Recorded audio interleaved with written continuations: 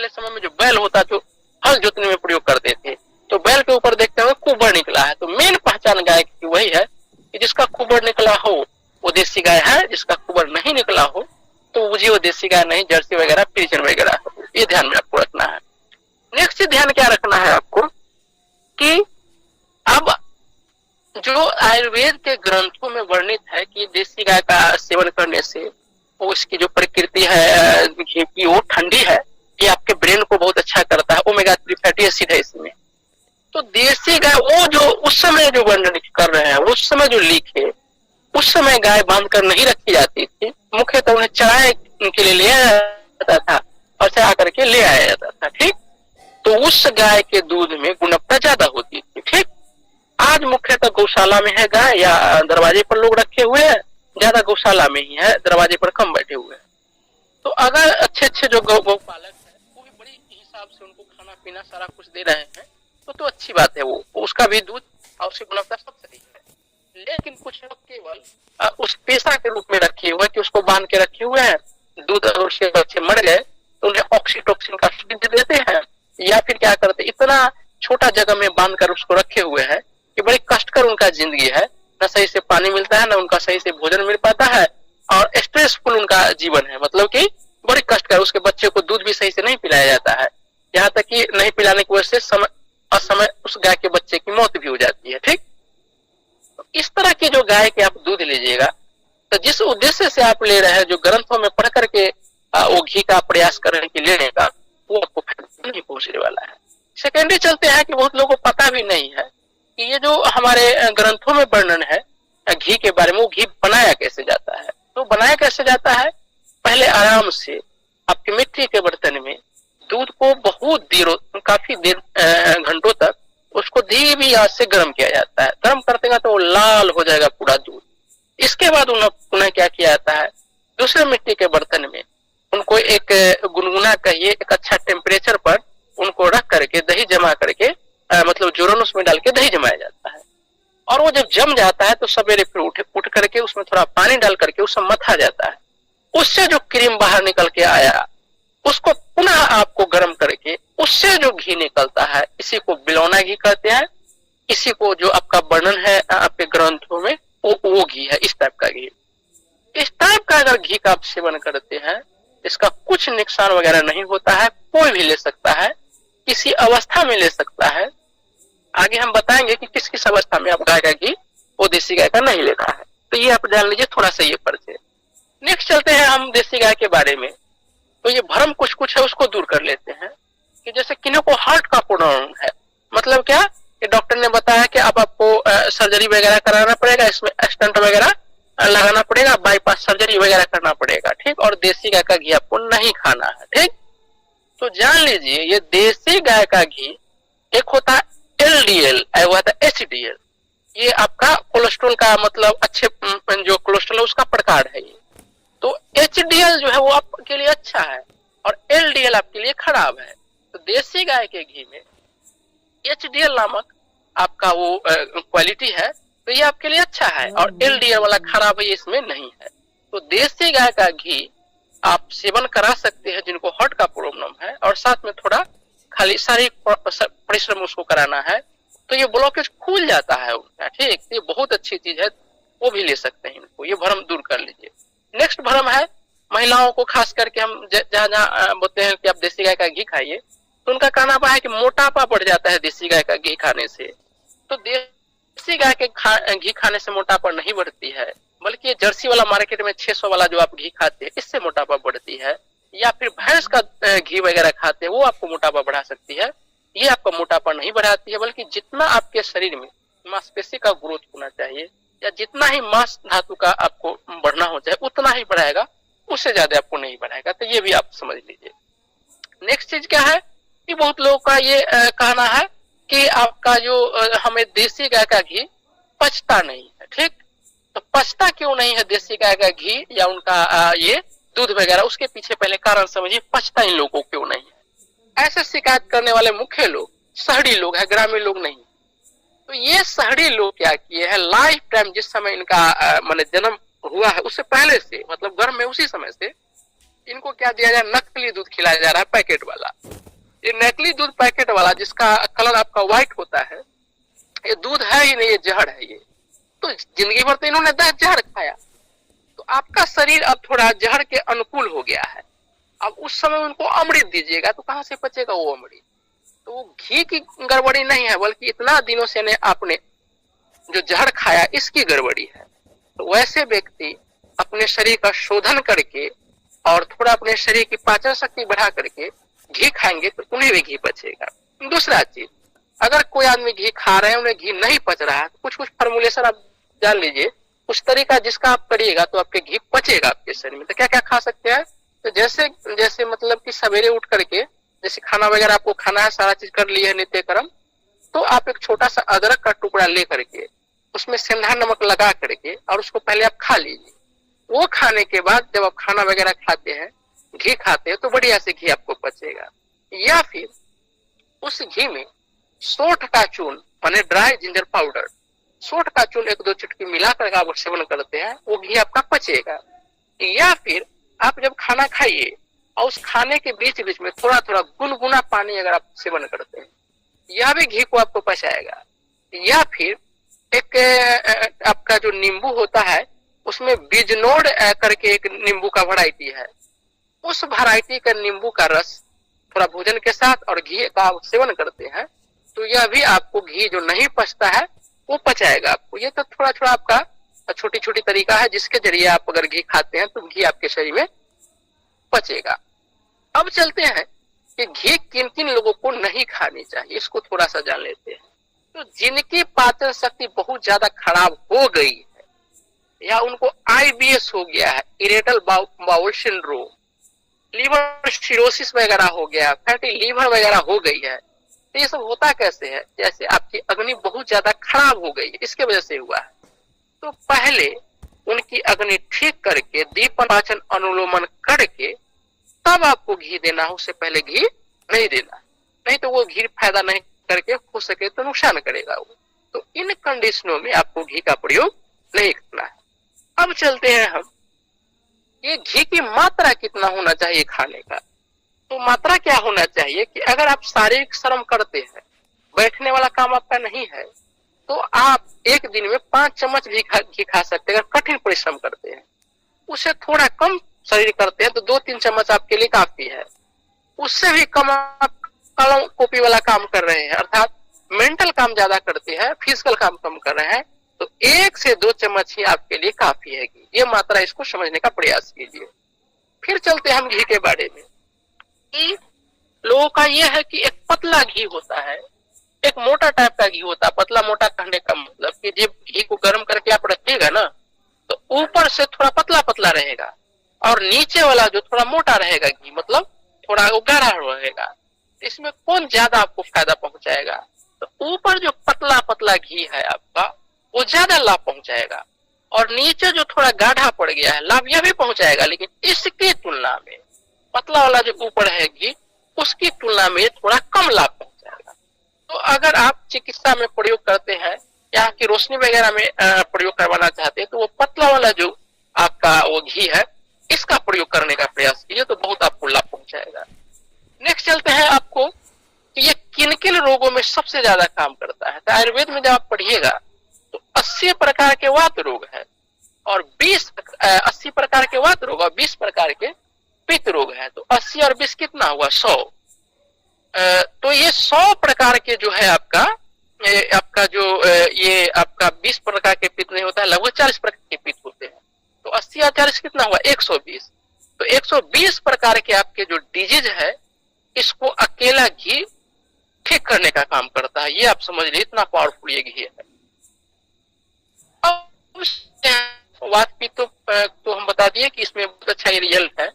घी कितने प्रकार के होते हैं, तो आयुर्वेद में जो हमारे ऋषि मुनि थे वो क्या किए थे कि कई तरह के अपने वर्ग थे, उन्होंने घी का निर्माण किया था। जैसे एक होता फल घृत या फल कल्याण घृत। इस घृत का काम क्या है कि अगर आप चाह रहे हैं बच्चे का जन्म देना और किसी न किसी से आपको कोई समस्या है, तो महिला और पुरुष अगर दोनों इसका सेवन कर लेते हैं 3-4 महीना फल घृत, तो अकेला ये फल घृत आपको कंसीव करने में मदद करेगा और कितना लोग का कंसीव हुआ। दूसरा, जब आप कंसीव कर जाते हैं और चाहते हैं कि आपका बच्चा वगैरह सही रहे, अच्छा रहे, तो उस समय भी ये आप फल घृत, फल कल्याण घृत का सेवन करा सकते हैं। इसके बाद बच्चे का जब जन्म हो गया है और चाह रहे हैं कि हमारे बच्चों को दूध अच्छा मिले, अच्छी क्वालिटी का मिले, दूध की कोई समस्या न हो, तो उस समय फिर फल घृत का सेवन कराइए। और ये स्त्री पुरुष दोनों के लिए है आपका फल घृत या फल कल्याण घृत, बहुत अच्छे टॉनिक के रूप में ये काम करेगा। हॉर्लिक्स वगैरह से ये बहुत आगे है आपका फल घृत, फल कल्याण घृत। इसकी तरह एक बस्तान घृत होता है, जिनको शुक्राणु की कमी होती है, जिन पुरुषों में शुक्राणु की कमी या जिन महिलाओं में अंडाणु वगैरह की कमी होती है, तो उन्हें क्या किया जाता है, बस्तान घृत दिया जाता है। यह जो बकरा होता है उसके अंडकोश से ये घी बनाया जाता है, घी का और उस अंडकोश और बहुत सारे जड़ी बूटियां मिलकर इसको बनाया जाता है। तो ये क्या करेगा कि पुरुषों का शुक्राणु की संख्या बढ़ा देता है। और जान लीजिए कि शुक्राणु की संख्या अगर कम रहेगी आपके अंडाशय में, तो आप बच्चे जो चाहिएगा ट्राई करना होने का, वो तो नहीं होता, तो वो बढ़ाने का काम किया जाता है। आयुर्वेद में एक टेक्निक है जिसको बोलते हैं उत्तर बस्ती। जिन पुरुषों के शुक्राणु कमी नहीं हो तो उनको पेनिस के माध्यम से पाइप घुसा करके उत्तर बस्ती किया जाता है। जिन महिलाओं को ये ब्लॉकेज है, उनका आपका गर्भाशय वगैरह में ब्लॉकेज है, तो उस ब्लॉकेज को खोलने के लिए आपका उत्तर बस्ती किया जाता है। बहुत अच्छा वो खुल जाता है और तुरंत वो कंसीव कर जाती है। अगर वो ब्लॉकेज बंद है, IVF इसकी वगैरह का जो आपने नाम सुना होगा, IUI का जो नाम सुने होंगे, वो कितना आप छटपटा के रह जाइए, वो फेल होगा ही। अगर वो कंसीव भी हो गया तो एवर्सन 100% चांस रहता होने का। तो वहां पर कौन घृत काम करेगा, बस्तान घृत। उसी तरह घृत का नाम है दुर्वा घृत। ये दुर्वा घास जो है, दूब वाला घास, इससे बनाया जाता है दुर्वा घृत। ये दुर्वा घृत का कहाँ प्रयोग किया जाता है, तो आप जानते हैं कि ध्रुव का जो यह गुण है शीतल है, प्लस आपके शरीर में कहीं से खून निकलने का प्रयास हो रहा है, ज्यादा मात्रा में या कम मात्रा में। किसी आदमी को नाक से खून निकलेगा, किसी आदमी को पाइल्स हो गया, वहां से खून निकलना शुरू होगा। कोई महिलाओं को बहुत ज्यादा ओवर ब्लीडिंग की समस्या होती है, तो उसमें आपका ध्रुव घृत का प्रयोग किया जाता है। फिर आपका एक होता है शतावरी घृत। जिन पुरुषों के शुक्राणु और अंडाणु की कमी है और वो चाहते हैं कि उसके बढ़ावा मिले और हमारा बच्चा बड़ी तेज हो और उसे किसी तरह की समस्या न हो, बहुत हेल्दी हो, तो वहां पर जो घृत का प्रयोग किया जाता है उसको बोलते हैं शतावरी घृत। उसी तरह से होता है आपका अश्वगंधा घृत।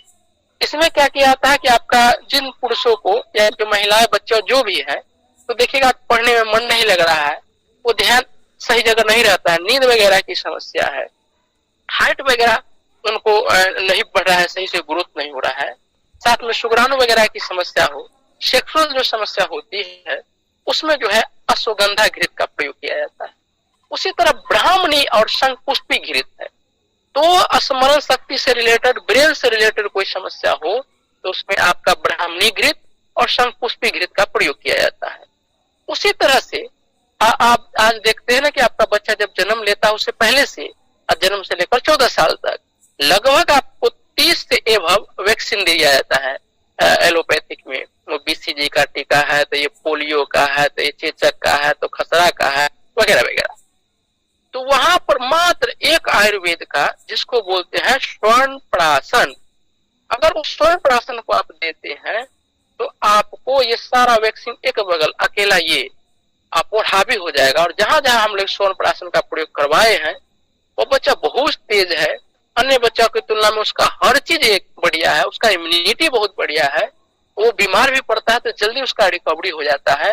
और जो बच्चे मंदबुद्धि पैदा लिए थे उनमें भी स्वर्ण प्राशन का प्रयोग किया गया तो उनको जल्दी जो है रिकवरी हुआ आपको उस मंदबुद्धि से। इतना बढ़िया ये स्वर्ण प्राशन है, बहुत सारी संस्थाएं इसको बनाती है स्वर्ण प्राशन का। और ये काश्य संहिता है एक, उसी संहिता से फॉर्मुलेशन लिया गया है स्वर्ण प्राशन का। उसमें भी घी का प्रयोग किया जाता है, शहद का प्रयोग होता है, ब्राह्मणी शंखपुष्पी का प्रयोग होता है, जटामासी का प्रयोग होता है, उसमें वचा का प्रयोग होता है, वो बनाने में आपका स्वर्ण प्राशन और स्वर्ण का प्रयोग किया जाता है। वो डस्ट फॉर्म में जो है उसका भस्म का प्रयोग करके स्वर्ण प्राशन बनाया जाता है। तो वहां भी घी का बहुत बड़ा योगदान है। फिर चलते हैं आपका उसी तरह से एक सोम कल्याण घृत है, यह भी प्रेगनेंसी वगैरह में दिया जाता है, बहुत अच्छा इसका रिजल्ट है। कुछ वैद्यों का मानना है कि जो आदमी चाहते हैं कि लड़के जन्म हो तो वहां पर ये सोम कल्याण घृत का प्रयोग किया जाता है। तो इस तरह से बहुत तरह के घृत का प्रयोग मतलब जानकारी आपको यहाँ मिलती है, कहाँ? आपके आयुर्वेद ग्रंथों में। तो ये भी आप जान लीजिए, अगर इसका प्रयोग अपने प्रैक्टिस में करते हैं तो या आप जो बीमारी से ग्रसित है, जो अच्छे वैद्य उनके संपर्क में इसका सेवन करते हैं तो बहुत अच्छे आपको लाभ मिलेगा। और आयुर्वेद जान लीजिए एलोपैथिक से बहुत फास्ट है। इसमें एक रस चिकित्सा होती है आयुर्वेद में। रस चिकित्सा में क्या होता है कि आपका स्वर्ण भस्म, रजत भस्म वगैरह वगैरह का इस्तेमाल किया जाता है आपका ये जो पेड़ पौधे की जड़ी बूटी जो है काष्ठीय औषधि इसके साथ, और रिजल्ट बहुत फास्ट, जहाँ सोचता भी नहीं, माने जहाँ आपका एलोपैथिक हाथ जोड़ लेता है कि आप ले जाइए, वहां से इसकी शुरुआत होती है रस चिकित्सा की। आपके जब इतिहास पढ़िएगा तो हमारे बिहार में भी एक वैद्य हुए जीवक, जो बिंबिसार के दरबारी वो आपका राज वैद्य थे जीवक जी, जो आपके महावीर महात्मा बुद्ध के भी समकालीन थे, बहुत अच्छे जानकार थे वो रस चिकित्सा के। तो अभी भी बहुत अच्छे अच्छे भारत में वैद्य है रस चिकित्सा के। जैसे आप जाइएगा गुजरात के अंदर तो वैद्य राजेश ठक्कर है, वो रस चिकित्सा के बहुत अच्छे वैद्य है। महाराष्ट्र में पुणे में जाइएगा तो वहां पर आपका वैद्य समय जमगदनी सर है, वो अच्छे रस चिकित्सा के वैद्य है। तो रस चिकित्सा के सामने ये लोग कुछ नहीं है रस चिकित्सा के सामने, लेकिन ये आपकी सरकार उसको बढ़ने ही नहीं देती है रस चिकित्सा के। बोलता है कि वो पारा का भस्म है, इसमें छोटे छोटे कण है, वो आपको किडनी वगैरह को खराब कर देगा, ऐसे करके उसको बैन किए हुए है। आपको जान के आश्चर्य होगा कि आपके आयुर्वेद में वैक्सीन का भी जिक्र है, मतलब ये इंजेक्शन का भी था, लोग इंजेक्शन का भी प्रयोग करते थे, इसको भी बैन कर दिया गया। तो ये आपको तरह तरह के हमने घी के बारे में बताया। अब चलते हैं हम कि किस किस बीमारी में कैसे घी प्रयोग करना है। तो पहले चलते हैं आपका ये ब्रेन का अगर बीमारी है, अर्थात ये गर्दन से ऊपर का जो बीमारी है, तो वहां पर क्या करना है, घी को नशे के रूप में प्रयोग करना है, नाक में घी को डालना है। तो ये ब्रेन से ऊपर में कौन सा बीमारी है, तो देखिएगा किसी को वो माने सांस से रिलेटेड खरखराहट का, वो रात में सोतेंगे ना खर खर खर वो करते रहते हैं, या फिर देखिएगा कान वगैरह का इशू है, कम सुनने वगैरह का जो समस्या है, ठीक, या इधर गर्दन के ऊपर मुंह में छाले वगैरह जो हो गया वो सब। तो वहां पर आप अपने दोनों नाक में 5-5 बूंद भी, 2-2 बूंद भी आप घी डाल सकते हैं। यहाँ तक कि जो पहुंचे हुए वैद्य है वो अपने प्रैक्टिस में 15-15 ml तक भी देसी गाय का घी डालते हैं, गुनगुना करके डायरेक्ट आपको सुता देंगे, थोड़ा लेटा करके आपके जो मस्तिष्क उसको नीचे करके आराम से आपको धीरे धीरे करके वो आपके आंखों में डालते हैं, आंख क्या कहते हैं ये नाकों में डालते हैं आपको देसी गाय का घी। तो ये आपके मस्तिष्क से रिलेटेड जो भी प्रॉब्लम है, जैसे मेनिंजाइटिस है, माइग्रेन है, वो सब में आपको काम करता है। स्मृति लोप जो है, खास करके बूढ़े वगैरह में जो देखते हैं जल्दी वो भूल जाते हैं, इसमें बहुत अच्छा रिजल्ट देता है अगर आप इसके नस से करते हैं। फिर चलते हम आगे।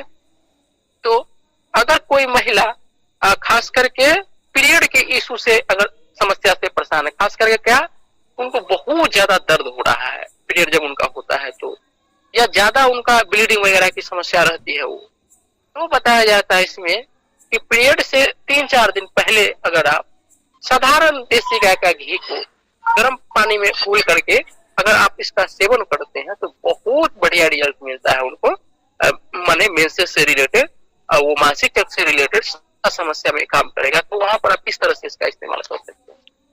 आंख की अगर समस्या है तो इसमें नेचुरली विटामिन ए पाया जाता है।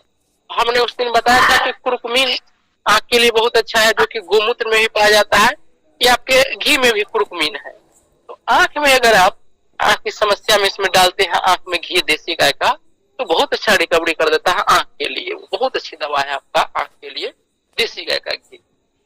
फिर चलते हैं हम कि आपका अगर बहुत ज्यादा कब्ज से आप परेशान हैं, वो जब आप ये करते हैं ना शौच वगैरह, इतना कड़ा शौच निकलता है कि आपका वहां से कट आ जाता है और बवासीर वगैरह कर देता है, यहाँ तक कि आपको उंगली डाल करके निकाला पड़ा था, एनिमा वगैरह लेना पड़ेगा तब जाके आपका शौच वगैरह होता है। या आयुर्वेद में एक इच्छा भेदी होता है, जब इच्छा भेदी आपका एक टेबलेट के फॉर्म में वो आता है, उसको अगर सेवन करते हैं तो खुल करके आपका शौच वगैरह होता है, ऐसा नौबत आ जाती है आपके जब कब्ज वगैरह ज्यादा हो जाता है।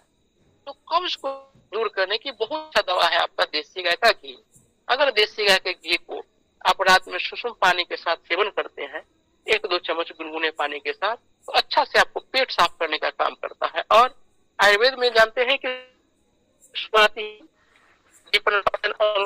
किया जाता है। इसके बाद 100 ग्राम एक बार में घी पिलाया जाता है 7 डे के लिए। तो शरीर से बहुत कचरा निकलता है, काले काले कचरे निकलते हैं, और इसके बाद उस व्यक्ति के चेहरे पर इतना बढ़िया ग्लो आता है, चमक आता है, जो आप देखते रह जाइएगा। ये आप अगर घी का प्रयोग करवाते हैं इनको, हमने प्रैक्टिस में देखा है इसको घी का प्रयोग करके। फिर चाह रहे हैं कि अपने जो परिवार है और चाह रहे हैं कि प्रेगनेंसी उनका नॉर्मल हो और किसी सिजेरियन की आवश्यकता न पड़े, वो बच्चा जो है वो हेल्दी हो और थोड़ा उनके चेहरे पर लाइट हो, चमक हो, और किसी तरह का मतलब इशू हो नहीं। जैसे अभी दूध का समस्या बहुत ज्यादा होता है महिलाओं में, बच्चे को जन्म दिया उनको दूध ही ना हो रहा है, या बस जन्म हुआ बस घुटना में पकड़ लिया, आर्थराइटिस उनको पकड़ लेता है तुरंत, या एनीमिक हो गई तुरंत, या कुपोषण से शिकार हो जाएगी, हड्डी पट्टी सब दिखाई देना शुरू हो जाएगा महिलाओं को। इसके लिए क्या करना है, जब वो प्रेगनेंसी में हो तो उनको पर्याप्त मात्रा में जितना वो पका सके देसी गाय के घी में उनको खाना बना के खिलाना है, उस खाना में डाल के खिलाना है, उनको दूध में डाल के आपको घी पिलाना है, तो बहुत ही बढ़िया रिजल्ट मिलता है जो प्रेगनेंसी में महिलाएं हैं उनको लिए।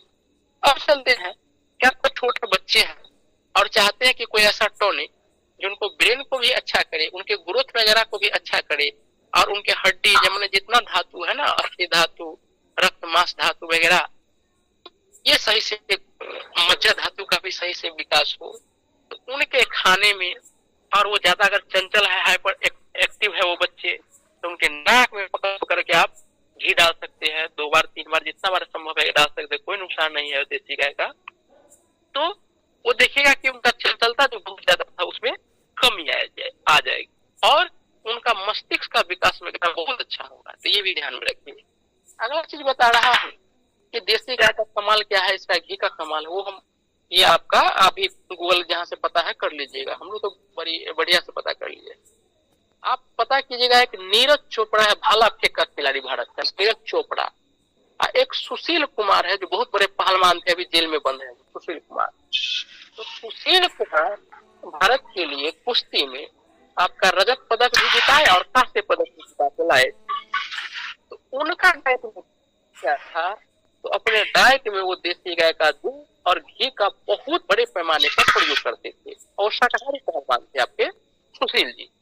दूसरा कि नीरज चोपड़ा जो है, वो जहाँ भी प्रैक्टिस करने के लिए जाते हैं तो देसी गाय का दूध अपने पास लेकर जाते हैं, और अपने भोजन में देसी गाय का अच्छा खासा सेवन करते हैं।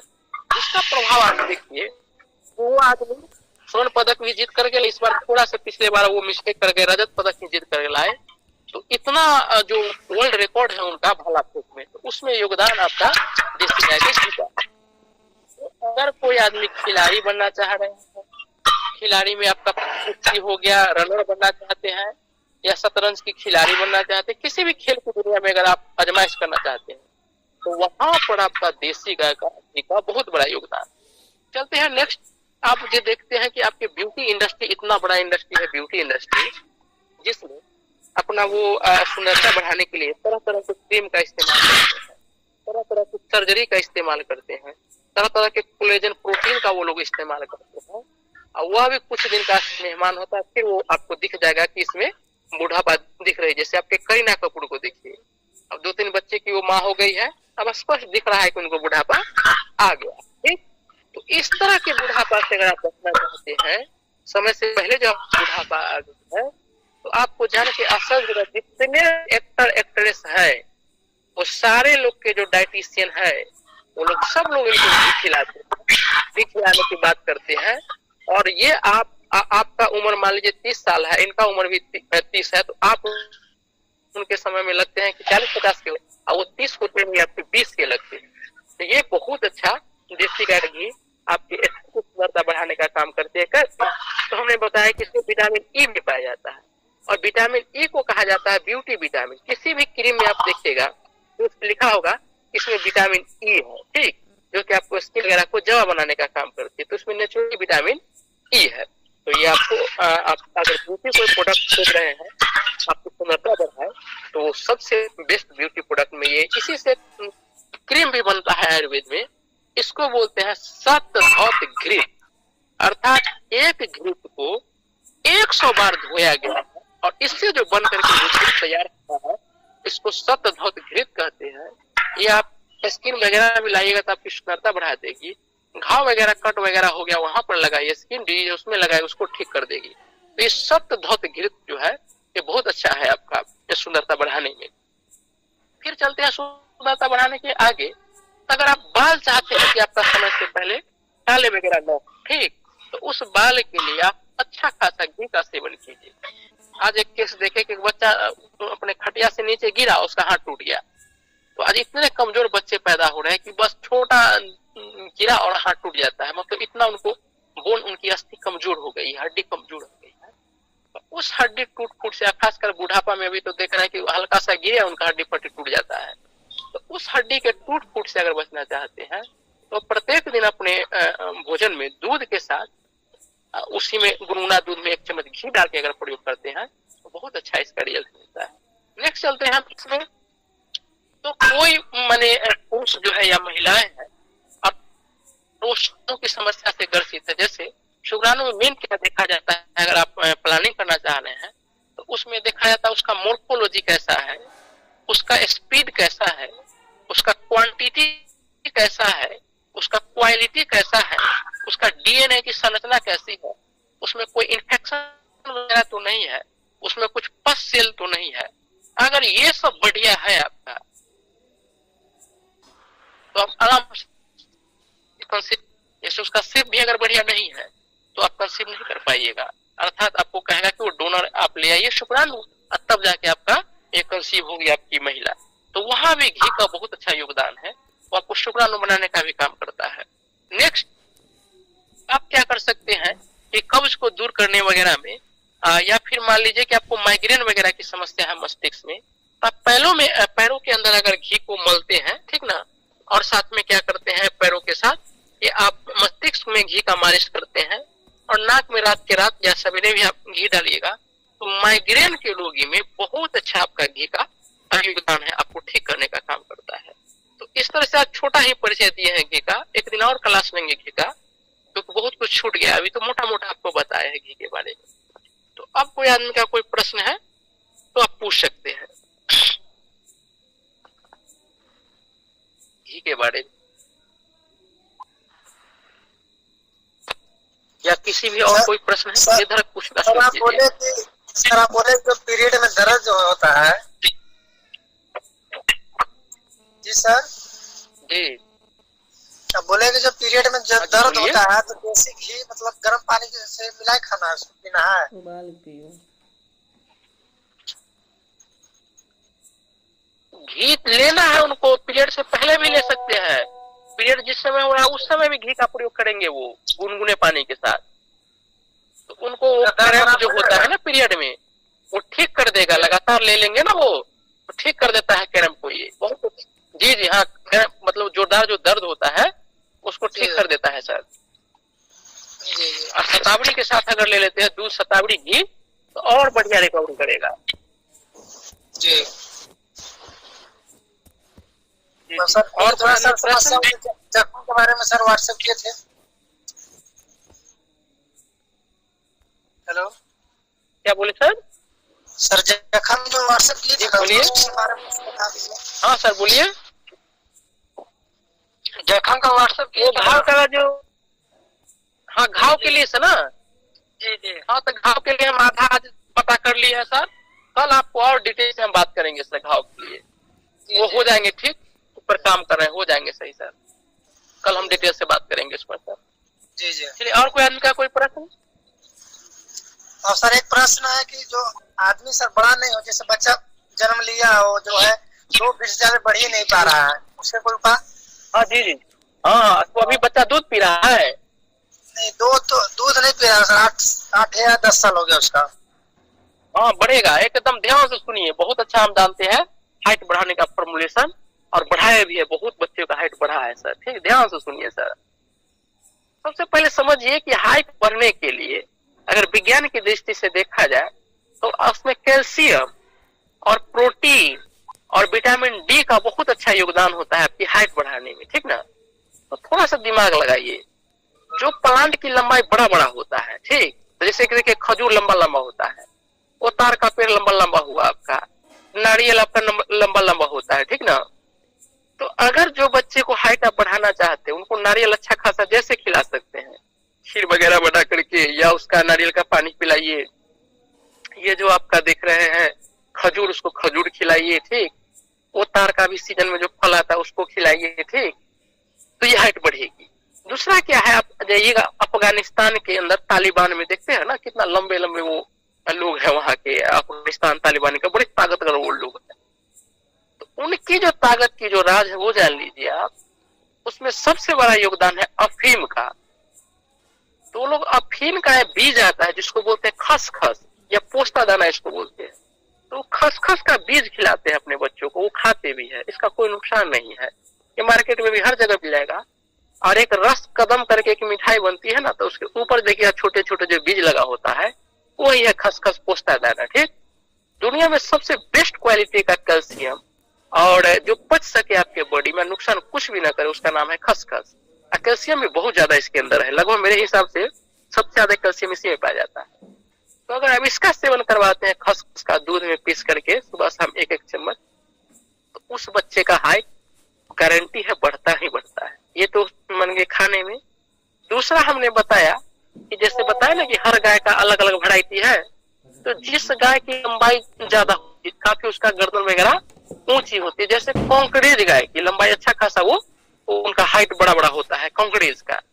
तो कॉन्करेज गाय का अगर आप दूध, उनका घी, उनका मक्खन बच्चे को खिलाते हैं, दूध अगर नहीं हो पाए तो उसका घी मंगवा के आप खिलाइए कॉन्करेज गाय का, यह भी आपको हाइट बढ़ाने का काम करेगा। नेक्स्ट क्या होगा कि आपका एक जैसे उन्होंने बाजा बजाता है लोग, तो लकड़ी लेकर क्या वो ड्रम नहीं ऐसे करके बजाता है, उस बच्चे को आराम से लिटा दीजिए और उसको मैंने चोट नहीं लगाना चाहिए, आराम आराम से पीठ के बल मैंने पेट के बल उसको सिला करके आप पूरे नीचे से गर्दन से नीचे से लेकर और पैर तक उसको ऐसे ड्रम जना बजाते हैं ना, उस तरह उसको बजाइए उस बच्चे को, ठीक ना।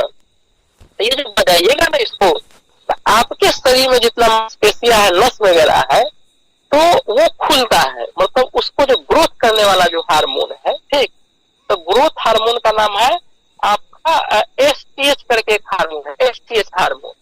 तो ये हार्मोन सक्रिय हो जाता है उनके शरीर में, तो हाइट बढ़ेगी आपका। फिर आपका एक होता है तिर्यक ताड़ासन, हलासन है, ठीक। तो ये जो योग करते हैं तिर्यक ताड़ासन, हलासन वगैरह, ये भी हाइट बढ़ाती है। साथ में उस बच्चे को खेल कूद अच्छा से करवाइए, हाइट बढ़ेगी। और साथ ही में ऐसा भोजन कराइए उनको कि जिस भोजन के अंदर कैल्शियम, विटामिन डी और प्रोटीन अच्छा है। और प्रोटीन आप जानते हैं अच्छा खासा किसमें है, मशरूम में है। प्रोटीन अच्छा खासा आपका जो भांग का बीज है उसमें अच्छा खासा प्रोटीन है, वो हाइट बढ़ाने का वो भी अच्छा काम करता है। तो विटामिन डी किसमें मिलता है, तो ये भी मशरूम में मिलता है। और कैल्शियम तो बता ही दिए, प्रोटीन भी बता ही दिए, वही आपको मशरूम में विटामिन डी भी है, वो भी मिल जाएगा। प्लस तरह तरह की जो दालें आप खिलाइएगा, यह भी आपके हाइट बढ़ाने का काम करता है। दूसरा, उस बच्चे को क्या किया जाएगा कि आप दूध से मालिश करवा सकते हैं बच्चों को, दूध का एनिमा दिया जा सकता है उस बच्चे को, तो और बढ़िया उसका हाइट वगैरह ग्रोथ करेगा। तो हम लोग तो सीधा समझते हैं मुंह के माध्यम से बताना नहीं, हम लोग मसाज कराते हैं ना दूध का, तो वो जो हमारा छोटे छोटे छिद्र है आपके शरीर में, उसके जरिए भी आपका वो पोषक तत्व चला जाता है। तो जो कुपोषण से शिकार बच्चे हैं जिनका हाइट बढ़ाना, वो दूध से बच्चे का अपना मालिश करे। और जैसे चंद्रमना अच्छा तेल जो है उससे आप मालिश करवाइए, वह भी हाइट बढ़ाने का काम करता है। तो इस तरह से आपके लिए 100% हाइट बढ़ेगी ही बढ़ेगी। चलिए और बताइए सर एक समस्या और है। हाँ जी बोलिए। बच्चा जो है उसके माता पिता ही मतलब होना है। जी जी हाँ बोलिए ना। हाँ जी जी ये कह रहे जैसे देहात में क्या है खानदान होता है, वो ऐसा तो नहीं ना। हाँ बोलिए ना, बोलिए ना। हाँ जी जी जी, देखिए सब कुछ नहीं होता। हाँ हम जान लीजिए ना, इसको जेनेटिक्स कहिए, अनुवांशिकी कारण कहिए, ठीक ना। तो होता क्या है इसमें भी समझिए, आनुवांशिक बीमारी हो, आनुवांशिक कारण की वजह से अगला पीढ़ी को अगर रोकना चाहते हैं, ठीक, उस बीमारी को, तो तरीका सीख लीजिए कैसे रोकिएगा इस अनुवांशिक को, आगे जाएगा ही नहीं। 2-3 कारण समझ लीजिए वो रोक सकते हैं आप। पहला ये कि हमारे जो पूर्वज बहुत होशियार थे, वो सेम गोत्र में शादी नहीं करते थे, तो सेम गोत्र में शादी करना बंद कर दीजिए, ठीक। क्यों सेम गोत्र में शादी कीजिएगा, तो मान लीजिए कि उस गोत्र में डायबिटीज आ रही थी, तो अगला पीढ़ी में आराम से वो चला जाएगा। और अदर गोत्र में अगर आप शादी करते तो उस गोत्र का जो जीन आपके शरीर में आएगा, तो हो सकता है वो जीन ज्यादा पावरफुल है, तो ये जो डायबिटीज वाला जीन जो आगे पीढ़ी में जाता है उसको वहीं पर वो रोक देगा और ज्यादा चांस से रोक ही देता है, ठीक। तो आनुवांशिक समस्या यहीं पर खत्म हो जाता है अगर आप सेम गोत्र में शादी न करके असमान गोत्र में शादी करते हैं। दूसरा, ये ब्लड ग्रुप आप ये नहीं कर सकते तो ये कर सकते हैं, जैसे उनका ब्लड ग्रुप ये है आपका भी तो नहीं, थोड़ा उनका ब्लड ग्रुप अलग होना चाहिए, आपका ब्लड ग्रुप अलग होना चाहिए, ये करके भी आप आनुवांशिक बीमारी को रोक सकते हैं। तीसरा कैसे रोक सकते हैं, तो मान लीजिए जैसे आपने बताया ना कि उनके माता पिता भी बने हैं, उनका बच्चा ये है, उनका खानदान ये ऐसा था, वो है, सोच समझिए उनके घर में कुछ ऐसा चीज खाने पीने का लाइफ स्टाइल होगा जो ये लोग भी आगे पीढ़ी दर पीढ़ी लेके जा रहे हैं। आज क्या देख रहे हैं, खास करके जो ऐसे माने जो बोने टाइप के जो लोग होते हैं, खास करके जरूर निश्चित रूप से आर्थिक रूप से वो कमजोर होते हैं, ठीक ना। तो मान लीजिए वही सूखा सूखी रोटी, वही गेहूं का जो है खा रहे हैं, वो भी अब बराबर वही आलू की सब्जी खा रहे हैं, दादाजी वही खाए, उनका बेटा वही खा रहा है, उनका पोता भी वही खा रहा है, आने वाले पोता वही खा रहे हैं, उसमें कोई संतुलित आहार का ये नहीं है, या आयुर्वेद के शब्दों में कहिए जिसमें 6 रस नहीं है, या मेडिकल साइंस के शब्दों में कहिए जिसमें सारे न्यूट्रिएंट्स नहीं है, तो वो तो आपका संतुलित आहार हुआ नहीं। इसका जो आप पीढ़ी दर पीढ़ी कर रहे हैं निश्चित रूप से बना होगा ही, तो आप वहां को रोकिए ना, उसको फूड चेंज कीजिए, अपने लाइफ स्टाइल को चेंज कीजिए, जहां से गड़बड़ी आ रही है अगर इसको चेंज किया जाए तो वहीं पर आनुवांशिक बीमारी भी रुक जाती है। बस समझ गया इतना चीज। अब आइए जन्म ले लिया है, अब इसको भी बढ़ाना है, तो ये जो हम तरीका बताए बढ़ेगा ही बढ़ेगा, गारंटेड है। समझ रहे बात की हमारी। और छोटा सा छोटा और कर सकते इसमें, तो ये राजीव दीक्षित का फॉर्मूला है कि आपका जो ये आपका चूड़ा जो होता है पान की दुकान पर, वो 1 गेहूं के दाने मात्रा में दूध में मिलाकर उस बच्चे को दीजिए, दूध में छोड़ करके दूसरा चीज जैसे वगैरह में दाल वगैरह मिला के दे सकते हैं, इससे भी हाइट बढ़ती है। यहाँ पर बहुत सारे लोगों ने प्रयोग किया इस चीज को, इससे हाइट बढ़ती है सर, ठीक।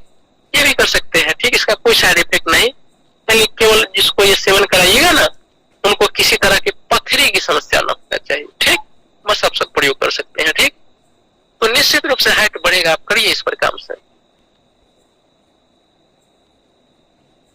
चलिए, और कोई अन्य का कोई प्रश्न?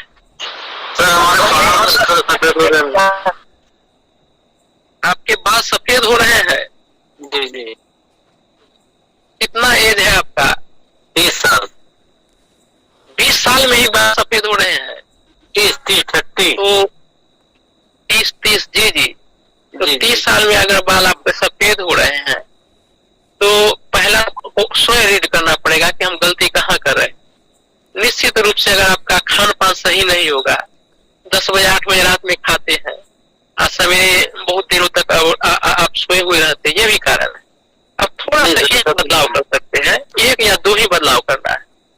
एक बदलाव क्या कीजिए, प्रत्येक दिन आप प्रयास कीजिए अपने शरीर का मालिश करने का तेल से, और वो सबसे बेस्ट तेल है तिल का तेल, इससे कीजिए आप, ठीक। और तब कीजिए इसमें भी आपका बाल वगैरह में भी उससे मालिश कीजिए। तेल करना है तो लोकल जो सरसों का तेल है, नारियल का तेल है, चलेगा, या भृंगराज तेल से कीजिए तो और बढ़िया है। तो आपके इसका मालिश आपके सिर का। और दूसरा क्या करना है, आपके भोजन में आंवला का आप सेवन बहुत अच्छा मात्रा में कीजिए, तो जो बाल पक गए हैं वो भी धीरे वो काले होना शुरू हो जाएंगे, ठीक। और क्या कहते हैं कि आपको स्किन वगैरह भी सही हो जाएगी, ठीक। बस इतना प्रयोग कीजिए, काफी है। चलिए, और कोई प्रश्न? जी का तेल सारी कहाँ पर मिलेगा? ये आपके सर अजय जी ज्वाइन कर लिए हैं ये आपको बता देंगे, बाद में इनसे पूछ लीजिएगा। चलिए, और कोई सर जी का कोई प्रश्न है? बीपी के बारे में कुछ बताइए ना।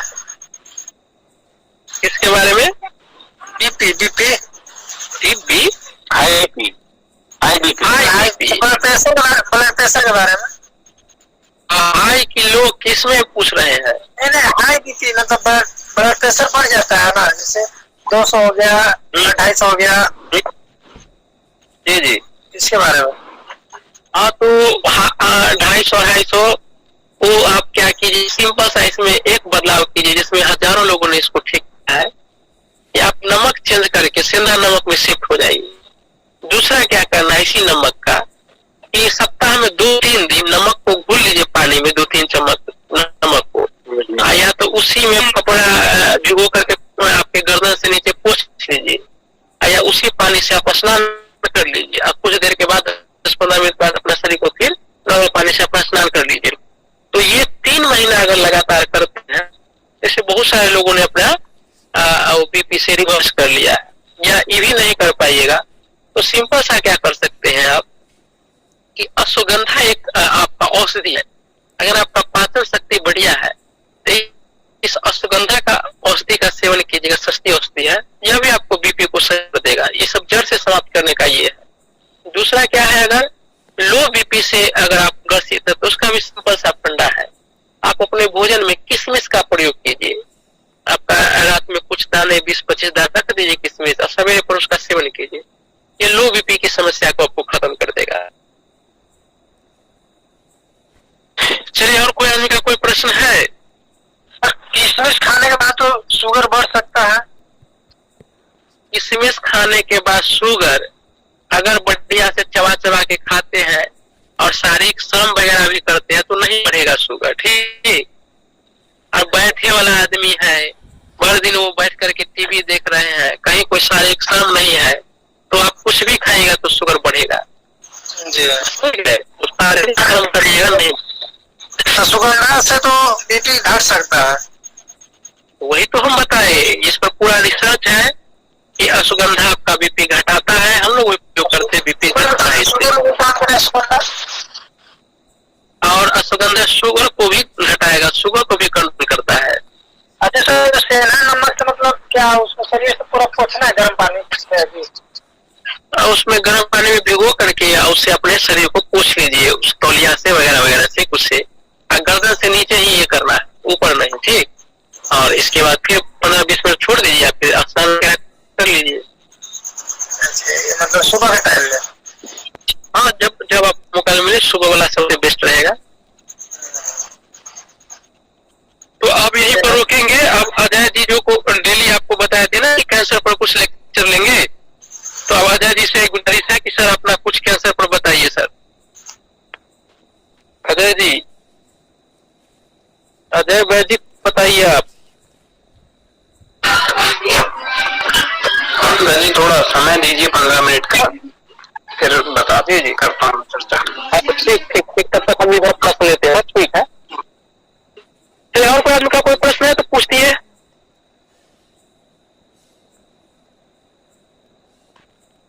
सर एक चीज मेरे जो है, जो ये सेंधा नमक जो है, हाँ, वो मतलब गर्म पानी में सबको मतलब पोंछ के 15-20 मिनट छोड़ देना है, बाद में नहा लेना है। हाँ जी, इसके बाद सेंधा नमक ही ना, और दूसरा नमक नहीं ना? नहीं, सेंधा नमक जो है ना, आपको ब्लड को प्यूरिफाई करने का काम करता है, आपके टॉक्सिन को बाहर निकालने का काम करता है। तो ये जो ब्लड प्रेशर, बीपी वगैरह की जो समस्या है ना, सीधा समझिए ना कि आपके रक्त के अंदर एसिडिटी तो नेचुरोपैथी के शब्दों में बढ़ गया, इसकी वजह से होता है। या कहीं आपके शरीर में कोलेस्ट्रॉल बढ़ गया है आपका, मेडिकल साइंस की दृष्टि से, इसके वजह से होता है। या आम भाषा में कहिए तो आपका जो रक्त हो गया वो गाढ़ा हो गया है, ठीक ना, इसके वजह से बढ़ गया है, ठीक। तो उसको ये पतला करने का काम करता है, मतलब उसको छान करके गंदगी उसको बाहर करने का काम करता है आपका कौन? सेंधा नमक। 2 चम्मच लेना होगा ना? हाँ जी। और ये सर एक तो और समस्या जो बताए थे आपको, जो पीरियड वाला जो दर्द जो है, मतलब ये कितने दिन इसका सेवन करना होगा घी का? आप पहला चीज जान लीजिए, घी तो पहला आपका फूड है, भोजन है, बस वो है ना। तो ये भोजन छोड़ दीजिएगा तो कमजोर होइएगा कि नहीं, इससे पहले हमको बताइए। भोजन के बिना आप रह सकते हैं ना, रह सकते हैं। तो ये भोजन भी हो गया, दवा भी हो गया, मल्टीविटामिन भी हो गया, विटामिन ए भी मिल रहा है मुफ्त में, सी भी मिल गया, ई भी मिल गया, के भी मिल गया, ब्यूटी क्रीम भी मिल गया आपको, ठीक ना। आपको जो दवा लेते हैं पेट सफा के लिए, वो पेट सफा दवा भी हो गया। आप बताइए कि कितना चीज आपको मिल गया एक दवा में, समझ है ना। तो इसको छोड़ से तो नुकसान आप ही को हो रहा है, समझ है ना। तो इसको लाइफ में यूज किया ना। एक देसी गाय पाल लीजिए, ज्यादा महंगा मिलेगा तो अपने पाल लीजिए। आपके जो देखिएगा, जब से पालिएगा नेगेटिव ऊर्जा जो है खत्म हो जाएगा, आपकी समृद्धि बनना शुरू हो जाएगी। पाल के देख लीजिए सर, खेती वगैरह अच्छा होने लगेगा आपका। चलिए, और कोई आदमी का कोई प्रश्न?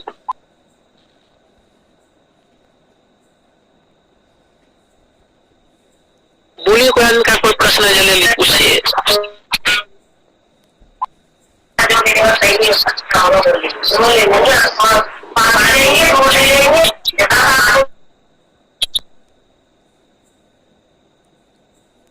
पूछिए पूछिए प्रश्न। शराब छुड़ाने का तरीका बताइए सर। क्या बताने के लिए सर? शराब छुड़ाने के लिए। अच्छा अच्छा, शराब छुड़ाने के लिए। तो क्या कहते हैं, शराब छुड़ाने के लिए या किसी तरह की नशा छुड़ाने के लिए बताते हैं। पहला चीज तो आदमी में अपने सोचना होना चाहिए कि हमको छोड़ना, इच्छा शक्ति जगाना पड़ेगा। इच्छा शक्ति अगर जग गया उसका, तो संगत से गुणात है, संगत से गुण जात है, ठीक ना। तो इनका एक सर्किल होता है शराबियों का, समझे। तो उस सर्किल में जब तक रहेंगे, वो शराब पियेंगे, दवा देंगे, कुछ दिन राहत रहेगा, फिर हो जाएगा।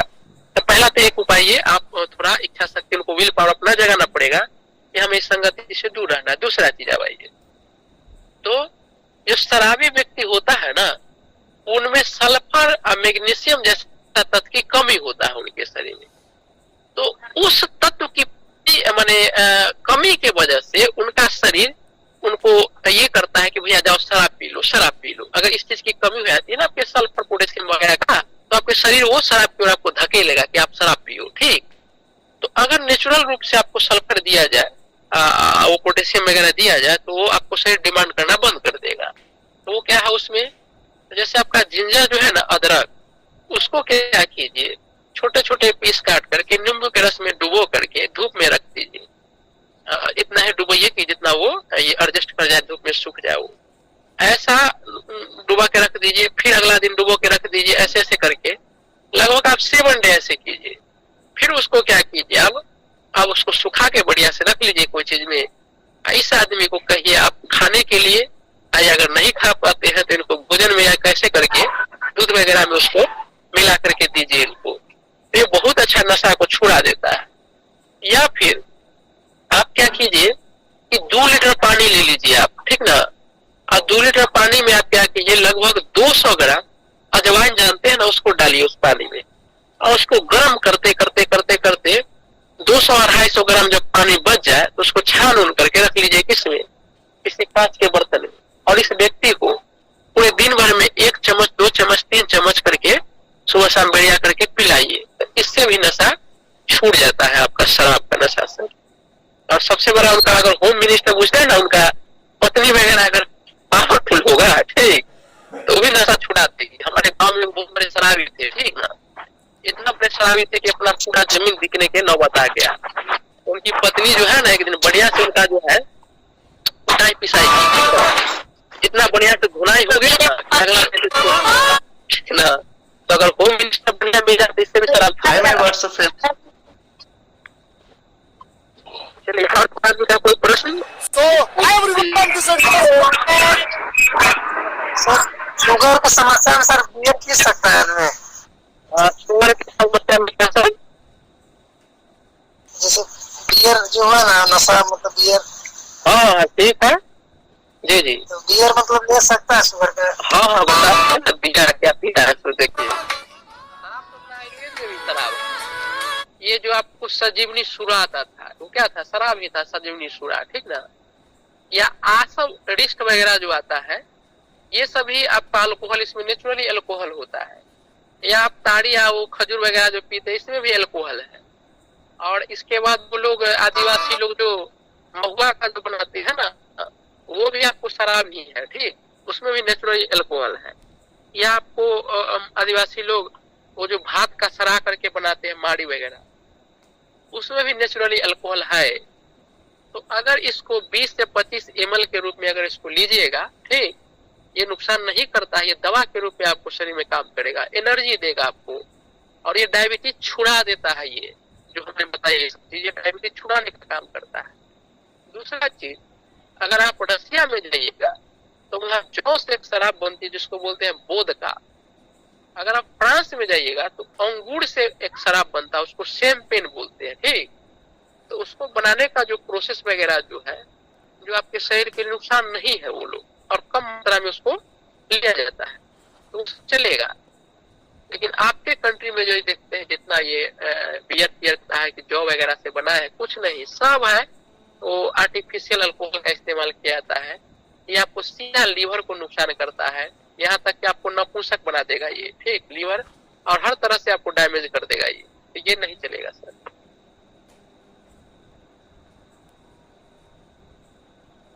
चलिए, और कोई आदमी का कोई प्रश्न?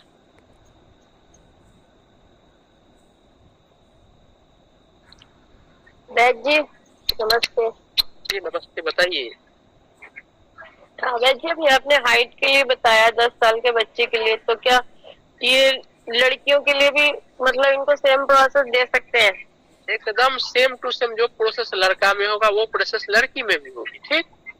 और नहीं वैद जी, जैसे 17 साल की लड़की है तो उसके बाद भी हाइट बढ़ेगी बढ़ेगी।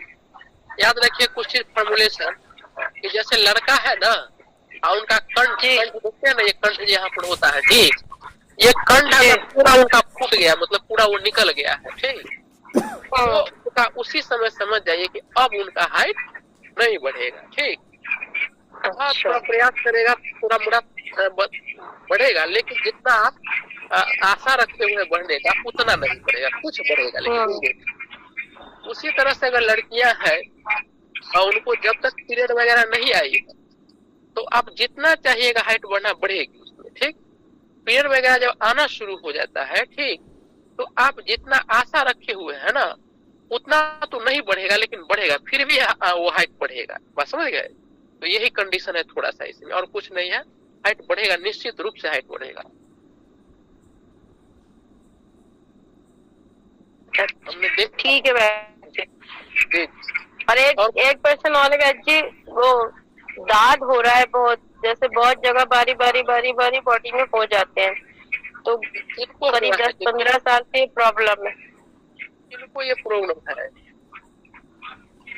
मेरे भांजे को है। अच्छा, उनको दाद का प्रॉब्लम। उम्र कितना है उनका? उम्र 37 साल। 37 साल है, और 10-12 साल से जगह जगह पर वो दाद हो जाता है। दाद। हाँ, और फिर वो बड़े बड़े हो जाते हैं, अब काफी बड़े हो गए हैं। अच्छा जी जी, तो उसका आप दवा का इलाज वगैरह करवाए तो क्या मानिए उससे सुधार नहीं होता है? इलाज करवाते हैं, एलोपैथ का करवाते हैं, वैसे तो है नहीं कुछ। तो एलोपैथ में जैसे जब तक दवाई खाते रहते हैं वो सारे, सर्दी आती है सारे खत्म हो जाते हैं, जैसी गर्मी आती है वो सारे फिर रेड हो जाते हैं, मतलब वो वापस आ जाते हैं, रिपीट हो जाते हैं। 8-10 साल हो गए मेडिसिन लेते लेते, कितना बंदा खाएगा, उससे पेट भी अपसेट हो गया धीरे धीरे। जी जी जी जी, अच्छी बात है। और कोई प्रॉब्लम है उनको वो स्किन डिजीज के साथ? और भी कोई प्रॉब्लम है उनको? और कोई प्रॉब्लम नहीं है, थोड़ा सा बस बैक पेन रहता है। तो इससे पहले, अभी 37 साल का एज है, इससे पहले और कोई बीमारी इनको हुआ था जिसमें लंबा टाइम वो एलोपैथी का मेडिसिन वगैरह लिए होंगे?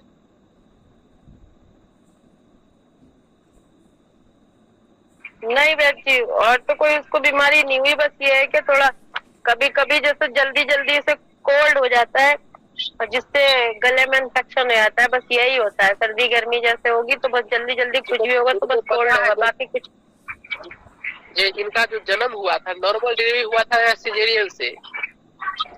नॉर्मल डिलीवरी हुई थी। और ये जो क्या कहते हैं अपनी माँ का दूध पर्याप्त किए थे? हाँ जी, हाँ जी। अच्छी बात। अच्छा, तो ये पूरे जगह पर है ये आपका दाद जो है? कौन सी जगह पर है? पीठ पर पूरे है। शरीर में? जी जी। और ये नोचता भी है ज्यादातर क्या? हिप एरिया, नहीं हिप एरिया में है और 90% हिप एरिया में है। अभी वो बैठा है, मैं आपकी बात करवाऊँ क्या? नहीं नहीं, रुक जाइए एक मिनट। ये नोचता भी है क्या? हाँ, टीचिंग होती है उसमें। अच्छा, ये दिन में इचिंग ज्यादा होती है रात में? दिन में ज्यादा होती है, रात में?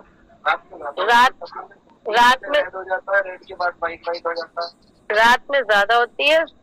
पहले तो रेड हो जाएगा और फिर वाइट वाइट हो जाता है, जैसे एकदम ड्राइनेस, जैसे खुश्की टाइप से। अच्छा जी जी जी। अच्छा, ये मोटे हैं कि पतले हैं ये? ये नॉर्मल है, ना मोटा है ना पतला। पहले बहुत पतला था, फिर जैसे धीरे धीरे थोड़ी सी सेहत ठीक हुई, अब मतलब नॉर्मल है। बहुत मोटे नहीं, बहुत पतले नहीं, मतलब जितना एक नॉर्मल इंसान होना चाहिए ऐसा है। अच्छा, इनको शरीर में दर्द वगैरह भी रहता है शरीर में? शरीर में दर्द नहीं, सिर्फ कमर में दर्द होता है। अच्छा जी जी। अच्छा, दर्द भी रहता है। देखिए, हाँ। एक महातिक्त घृत आता है, महातिक्त घृत, ठीक ना? और एक होता है तिक्त घृत, महातिक्त घृत, ठीक ना? महातिक्त घृत, हाँ महातिक्त घृत आता है, ठीक ना? उसमें क्या होता है ना कि कई तरह की औषधियां मिला करके उस घृत को बनाया जाता है। ये घृत क्या करता है, आपको इसको लेना पड़ता है, इसको लगा भी सकते हैं, इसको खाया भी जाता है। तो इनके शरीर में क्या है कि पित्त बहुत ज्यादा बढ़ा हुआ है, ठीक ना? ये जो स्किन डिजीज जो बता रहे हैं, ये मुख्यतः पित्त के इम्बैलेंस के वजह से ही होती है आपका ये स्किन डिजीज। तो वो आपको इनको महातिक्त घृत चलेगा। और एक मंजिष्ठा रिष्ट आता है, मंजिष्ठा रिष्ट, ठीक ना? तो ये मंजिष्ठा रिष्ट भी चलेगा, ठीक? तो आप क्या कीजिए, अभी ये दोनों, तो ये आपका जो महातिक्त घृत बताए, ये गूगल करके जो आपको अजय जी मदद करेंगे कौन कंपनी का बढ़िया रहेगा, उससे उन्हीं से आप मंगवा लीजिए और लगाने का प्रयास कीजिए। और साथ में इनको क्या कीजिए, आप अगर थोड़ा सा सुधार कर सकते हैं इनमें, तो इनको एक आता है दुर्वा घास, ये 3-4 चीज याद रखिए। एक दुर्वा घास, एक एलोवेरा जूस, एक आपका ये व्हीट ग्रास, ठीक ना? और एक आंवला का पाउडर या आंवला का जूस हो, या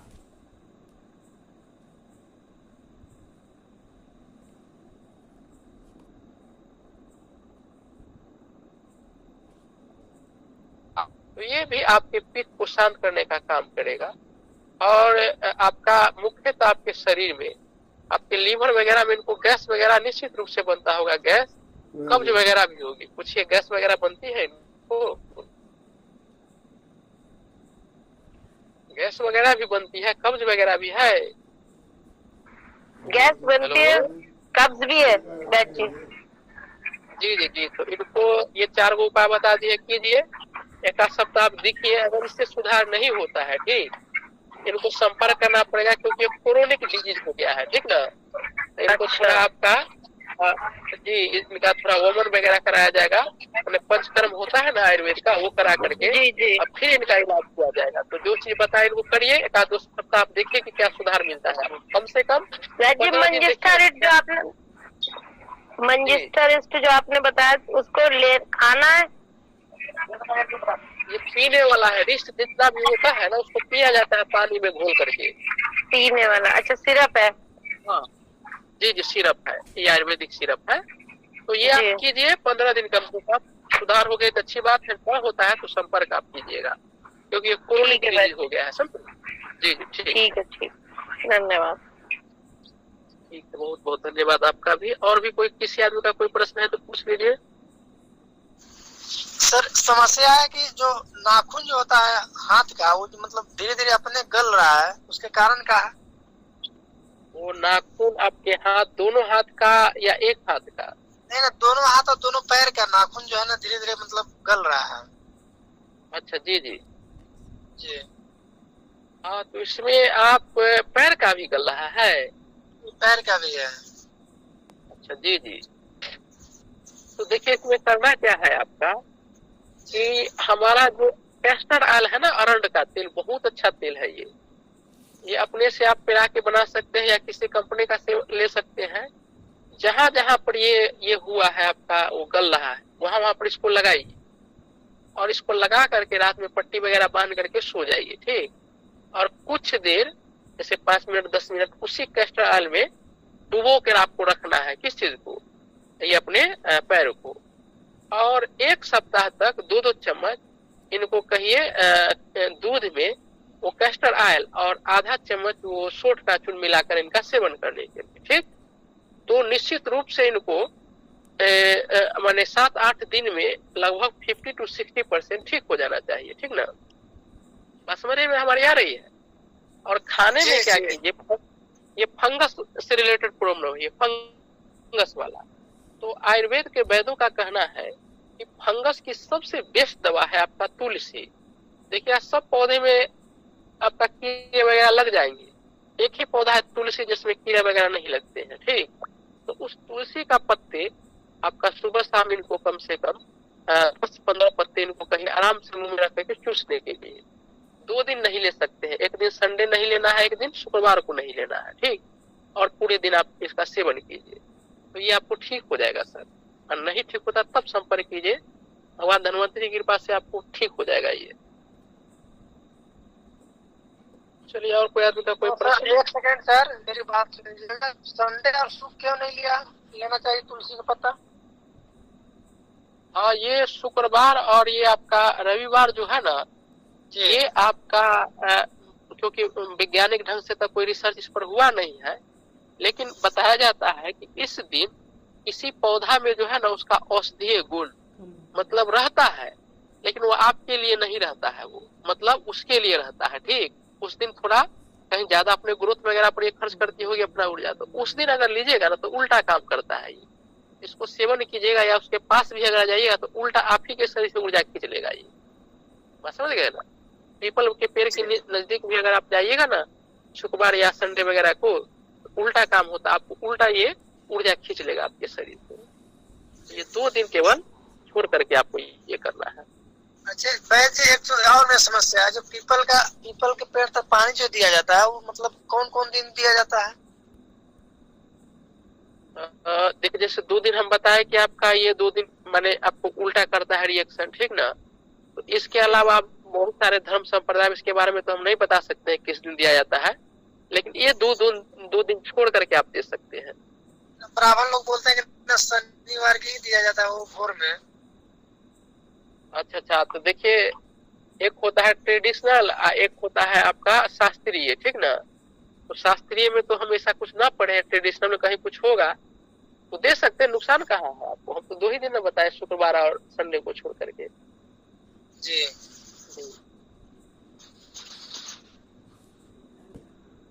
जी नमस्कार। हाँ नमस्कार सर। जी अब आप पूछ। हाँ फिर आप क्लास शुरू कीजिए आप सर। जी। अब अजय जी क्लास लेंगे आपको। जो भी पूछना है या किस विषय पे क्या बताना है, ऐसा कुछ आप बताएं थोड़ा फिर। जी आज थोड़ा सा आप कैंसर पर मतलब ये कैसे फैलता है, इसको कैसे रोका जा सकता है, थोड़ा इस पर आज बता दीजिए। फिर इस पर आगे चल के आप एक कैंसर को डिटेल से सब बताइएगा सर। ठीक है। ये विषय अभी ऐसा है कि मेरा जो अध्ययन है, जैसे कैंसर पे हम बात करें तो कैंसर कैसे होता है या कैंसर जैसी व्याधियां जो भी हैं वो कैसे होती हैं, तो उसका आयुर्वेद मूल ही रखा है ना। आयुर्वेद में मूलतः रोगों के जो कारण हैं वो दोष प्रकोप है ना। तो दोषों के प्रकोप से ही सारी व्याधियां होती हैं। और वो प्रकोपित किससे होते हैं, वो सब आयुर्वेद में जो स्वस्थ व्रत का वर्णन के पालन नहीं करने से होते हैं। तो सभी व्याधियों में कैंसर भी उसी में आ जाएगा कि आहार विहार और दिनचर्या ऋतुचर्या आदि के जो विधि वर्णन आयुर्वेद में की है उसका पालन ना करने से ये दोष प्रकोप होकर फिर कैंसर का रूप लेते हैं। बाकी फिर आज के समय के हिसाब से बात करेंगे तो आहार में सब केमिकली जो परिवर्तन हो गया है वो मूल जड़ है कैंसर की। उसमें भी देसी बीजों को छोड़कर जीएम बीज, जेनेटिक मॉडिफाइड बीज, तो वहां से बीज दृष्टि से कैंसर का प्रारंभ होता है।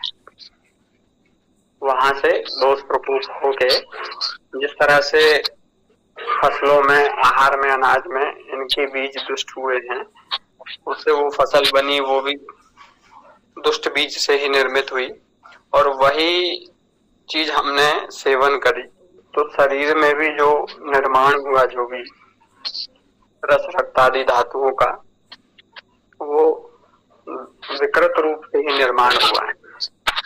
वही विकृति आगे चल के जो लगातार उन दोषों के प्रकोप के कारणों का सेवन करते रहते हैं, जैसे कि वात पित्त के कफ के हिसाब से जो भी आहार विहार देश काल की परिस्थिति के अनुसार होना चाहिए वो उसका पालन नहीं करते हैं। आयुर्वेद में जो विधि वर्णन है आहार विधि, उसका पालन नहीं करते हैं तो ये दोष बढ़ते जाते हैं और जिनके दोष प्रबल हो जाते हैं वो प्रबल होके उनके शरीर में तरह तरह की व्याधियां कर देते हैं।